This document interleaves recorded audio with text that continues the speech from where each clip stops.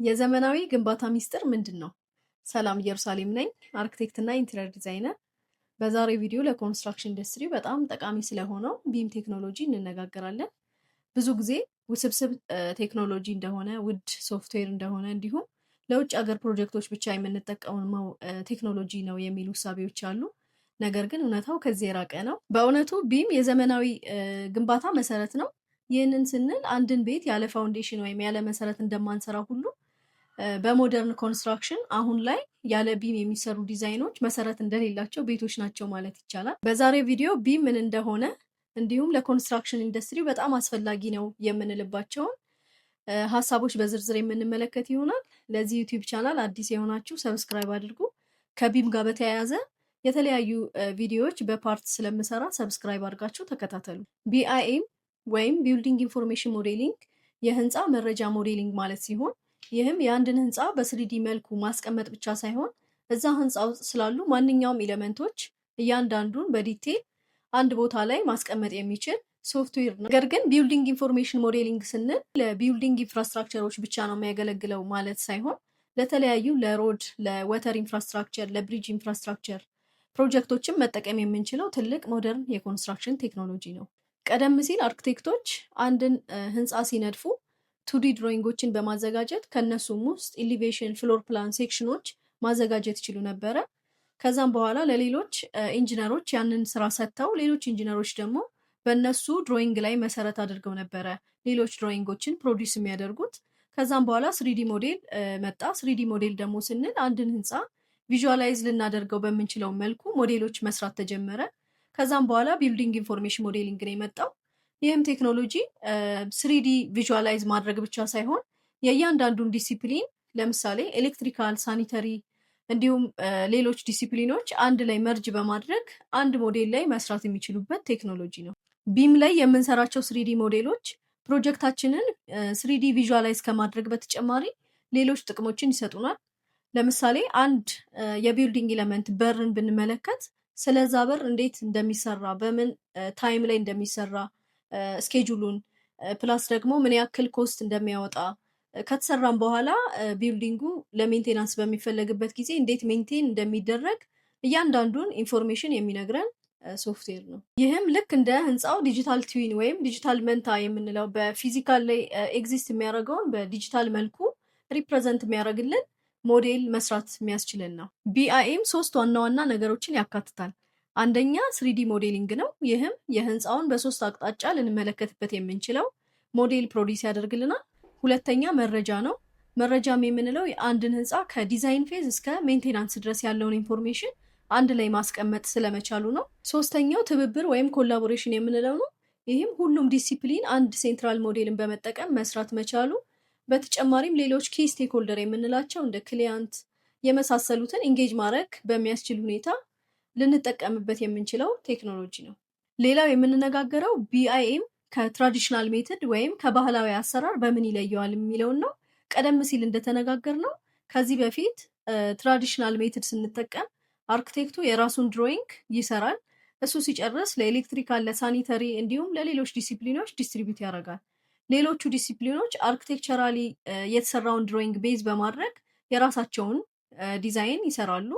ከዛም እነዚህን ዲዛይኖች ወደ ሳይት ነው ይዘናቸው የምንሄደው። ሳይት ላይ ስንመጣ ግን አለመጣጣሞች ወይም ክላሽ የምንላቸው ሊፈጠሩ ይችላሉ። ይህም ለምሳሌ አርክቴክቱ በር ባስቀመጠበት ቦታ ላይ ሌሎች ስትራክቸራል ኤሌመንቶች ሊቀመጡ ይችላሉ፣ ወይም ደግሞ ሳኒተሪ ኤሌመንቶችም ሊቀመጡ ይችላሉ። ይህንን ግን የምናውቀው ምንድን ነው ሳይት ላይ ከገባን በኋላ ነው። ቢልዲንግ ኢንፎርሜሽን ሞዴሊንግ ከመጣ በኋላ ግን እያንዳንዱ ዲሲፕሊን አንድ ሞዴል ላይ ክላሾች ወይም አለመጣጣሞች ሲኖሩ እዛው ሪዞልቭ ማድረግ መቻላቸው ነው። ነገር ግን ቢምን ስንጠቀም ሳይት ኮንስትራክሽን ከመግባታችን በፊት ኦፊስ ላይ ኮንስትራክት እናደርጋለን። የፕሮጀክቱን ዲጂታል ትዊን በቢም ሶፍትዌር በመስራት እያንዳንዱ ዲሲፕሊን ላይ የሚፈጠር ክላሽ ወይም አለመግባባቶችን ሪዞልቭ ይደረጋል ማለት ነው። ስለዚህ ሳይት ላይ ስንሄድ ክላሽ ፍሪ ወይም ደግሞ ለኮንስትራክሽን ምቹ የሆነ ዲዛይን ይዘን መስራት እንችላለን። ይህም ከሪወርክ ከኮስት እንዲሁም እስኬጁላችንን በአግባቡ ከመጠቀም አኳያ በጣም ትልቅ ጠቀሜታ ያለው ሶፍትዌር። በመጨረሻ የምናየው የቢም ጥቅሞችን ነው። ቢም ዘርፈ ብዙ የሆኑ ጥቅሞች ቢኖሩትም እኛ ለዛሬ በ10 ነጥቦች ከፋፍለን እንመለከታለን። አንደኛ ጊዜ ቆጣቢ ነው። ይህም በትራዲሽናል ሜትድ ወይም በባህላዊ መንገድ የምንሰራው ዲዛይን ወራትን ሊፈጅ ይችላል። ምክንያቱም እያንዳንዱ ዲሲፕሊን የራሱን ዲዛይን ለየብቻ ስለሚሰራ፣ ቢምን ግን በመጠቀም አንድ ሴንትራል ሞዴል አክሰስ ተደርገው ሁሉም ዲሲፕሊኖች በትብብር መስራት የሚችሉበት ስለሆነ የዲዛይን ዱሬሽንን ይቀንስልናል ማለት ነው። ይህም በተጠኑ ጥናቶች መሰረት በቢም የሚሰሩ ፕሮጀክቶች እስከ 30% ታይም ሴቪንግ እንደሆኑ ጥናቶች ያስረዳሉ። ሁለተኛ ገንዘብ ቆጣቢ ነው።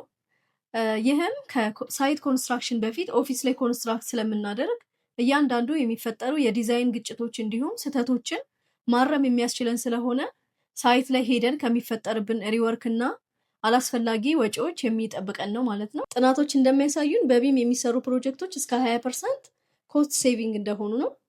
ሶስተኛ ጥራትን ያረጋግጥልናል ወይም ኳሊቲን አሹር ያደርግልናል።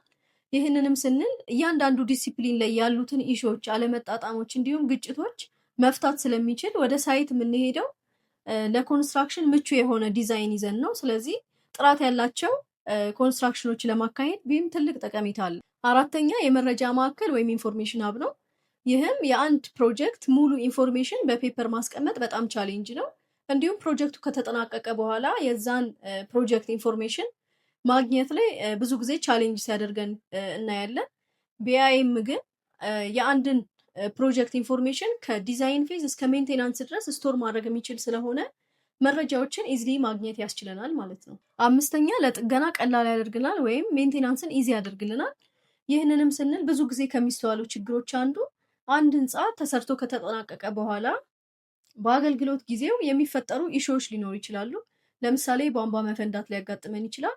እንደዚህ አይነት ችግሮችን የምንፈታበት ሂደት እየቆፈረን የተለያዩ ሪወርኮችን ልናስከትል እንችላለን። ነገር ግን ቢም ሞዴሊንግን በመጠቀም ኤግዛክት የቱ ጋር ብልሽቱ እንዳጋጠመን አይደንቲፋይ በማድረግ ለዛም ሶሉሽን ሊሰጠን የሚችል ሶፍትዌር ነው ማለት ነው። ስድስተኛው ትብብር ወይም ኮላቦሬሽን መፍጠሩ ነው።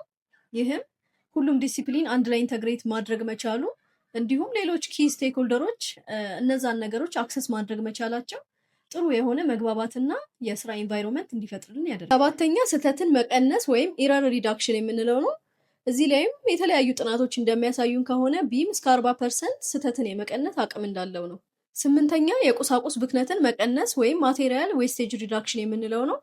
ከዚህ በፊት ትራዲሽናል ሜትድ ላይ የኮንስትራክሽን ማቴሪያል ወደ ሳይት ስናስገባ ዌስቴጆች ሊኖሩ ይችላሉ። ቢም ላይ ግን ኤግዛክት ለዛ ሞዴል የሚያስፈልገውን ኳንቲቲ አይደንቲፋይ ማድረግ ስለሚችል በቂ የሆነ ማቴሪያል ወደ ሳይት እንድናስገባ በማድረግ ዌስቴጆች እንዳይኖሩ ያደርገናል።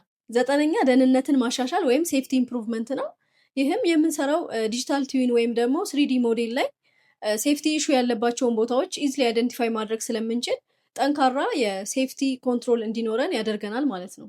የመጨረሻው ለአካባቢያችን ተስማሚ ወይም ኢንቫይሮንመንታል ፍሬንድሊ የሆኑ ፕሮጀክቶችን እንድንሰራ ያደርገናል። እነዚህ ከላይ የዘረዘርናቸው ዋና ዋና የቢም ጥቅሞች ናቸው እንጂ ቢም ከዚህም ሰፋ ያለ ጠቀሜታን የሚያበረክት ሞደርን የሆነ ሶፍትዌር ነው። በዛሬው ቪዲዮ ቢም ምንድን ነው የሚለውንና ዋና ዋና የቢም አገልግሎቶችን በ10 ነጥቦች ላይ ከፋፍለን ተወያይተናል። እንደተጠቀማችሁበት ተስፋ አደርጋለሁ። በሚቀጥለው ቪዲዮ ስለ ቢም ሶፍትዌሮች የምንነጋገር ይሆናል። ስለ ቢም እንድሰራላችሁ የምትፈልጉት ነገር ካለ ኮሜንት ላይ ጻፉልኝ። ቪዲዮ ከተመቻችሁ ላይክ አድርጉ። እንዲሁም ለቻናሉ አዲስ የሆናችሁ ቻናሉን ሰብስክራይብ በማድረግ ይቀላቀሉ። በቀጣይ ቪዲዮ እስከምንገናኝ መልካም ቆይታ